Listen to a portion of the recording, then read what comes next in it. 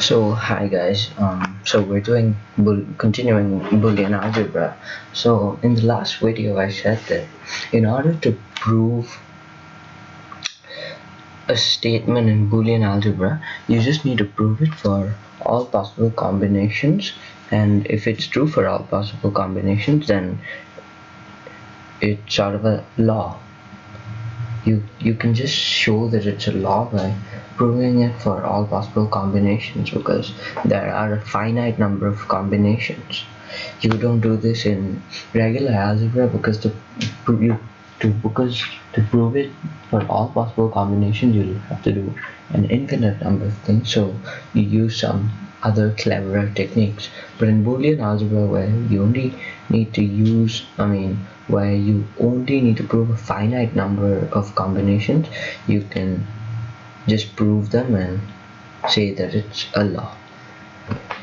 So just for completing, and I said that such proofs are usually done in the form of truth tables, where every possible combination is drawn and values are compared. And just for completeness, I'm gonna do with you a truth table proof.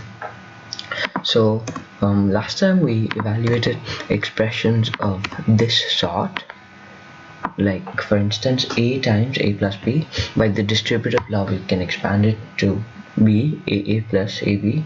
I just showed you in the last video that aa is a, so a plus ab is just a plus ab. Take out a because it's common, distributive law again, you get a 1 plus b. 1 plus b is always 1, 1 plus anything is always 1, so you have a times 1, which is a. So using the laws you have proved, using basic laws you have proved that this is true. But I don't have to necessarily use basic laws to prove that this is a law. If I just prove that this equation is true for all possible combinations of a and b, I can also prove that it's a law without using any other more basic laws. Just test it for all possible combinations. Then if it works for all combinations, then by definition it's a law. So let's test this for all possible combinations. First let's test it for the combination a is equal to 0 and b is equal to 0. If both a and b are equal to 0, then a plus b is equal to 0. So a times a plus b is equal to 0, because this will just be 0 times 0, right? This times that, which is 0 times 0, which is equal to 0. Now if a is 1 and b is equal to 0, then a plus b is equal to 1, and this a times a plus b is equal to 1 times 1, which is equal to 1. So and then we can have the combination 0 1. You can only have 4 combinations because each of these can have 2 combinations, 2 to the power of 2, which is 4. If you have 3 variables a, b and c instead, you can have 8 combinations, 2 to the power of 3. So for the value 0 and 1, a plus b is 1, but a times a plus b is 0 because a itself is 0. And for the values 1 and 1, a plus b is 1, so and a is also 1, so a times a plus b is equal to 1. Now let's test if this law is true. We have the LHS on this last column and the RHS on this column. Let's test if the columns are identical. We have in this column 0 here and 0 there, 1 here and 1 there, 0 here and 0 there, and 1 here and 1 there. So it's identical, which means that this equation works for all possible combinations, which means that it's a law.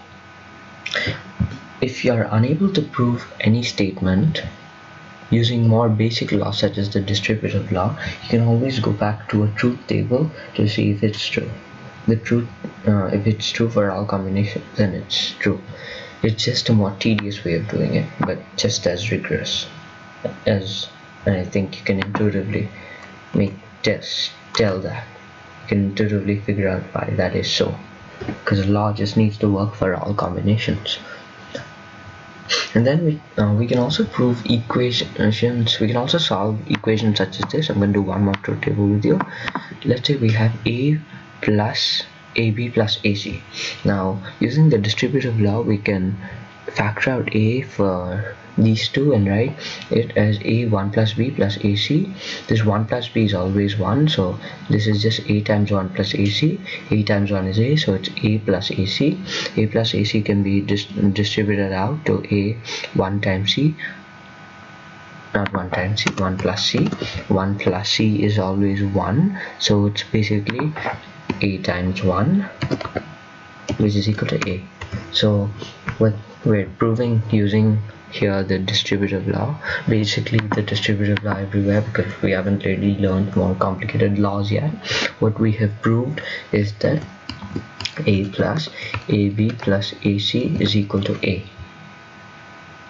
Now let's test if this is true using a truth table. Here we have 3 variables, like I said, so you can have 8 possible combinations. Even if we prove it for all combinations, it's a law. Let's first test the combination 0, 0 and 0. AB is obviously 0 because it's a 0 times 0. AC is also 0. So A plus AB plus AC will be 1 if any one of these is 1. Because if any one of these is something, then regardless of what the others are, the whole thing will be something. So here we have a is equal, everything is equal to 0. A is equal to 0, AB is equal to 0, and AC is equal to 0. So all of them are 0. That is, all of them are nothing. So the total combination is nothing. Now let's test the combination 0, 1, or no, 0, 0, 1. So for this combination, AB is 0 times 0 is equal to 0, AC is 0 times 1 is equal to 0, and A is 0, AB is also 0, and AC is also 0. So this whole expression is 0 plus 0 plus 0 is equal to 0. Now let's test it for the combination 0, 1, 0. AB is 0 because A is 0, AC is also 0 because A is 0. Here again, A is 0, AB is 0, AC is 0. So the whole thing is 0. And then now let's test it for the combination 0, 1, 1. Since A is 0, AB is 0. Since AC is 0, A is 0, AC is also 0. So since A is 0, AB is 0, AC is 0, the whole thing is 0. Now if we can have for a value for a 1 for A, we can have 4 different BCs. We can have 1, 0, 0.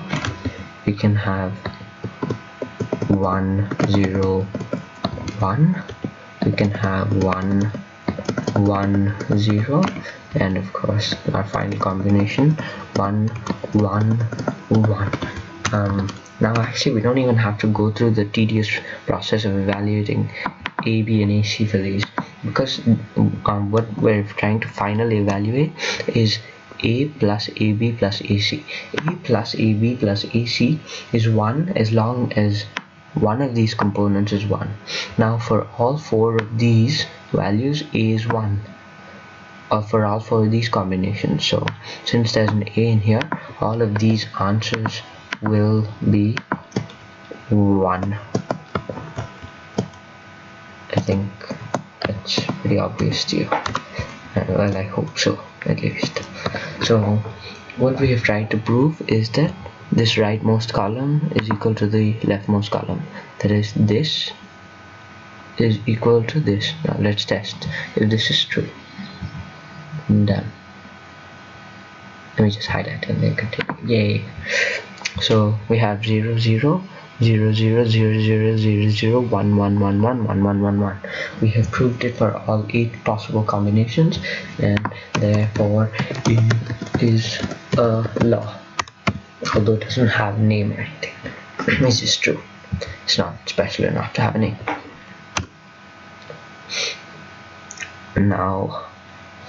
Now let's go back to evaluating expressions. This time it's slightly more complicated. We have C times A plus B negated plus C times D negated.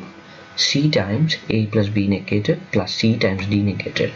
Using the distributive law, we can expand this as ac plus b negated c plus cc plus d negated c. We know that there should be a plus there. Oops. We know that cc is equal to c, because just like how a is equal to a, the variable is just a name. It doesn't matter if it's called a or c. Like how in algebra it doesn't matter if you have an x or y. A law is a law. So cc is equal to c, so this can be rewritten as ac plus b negated c plus c plus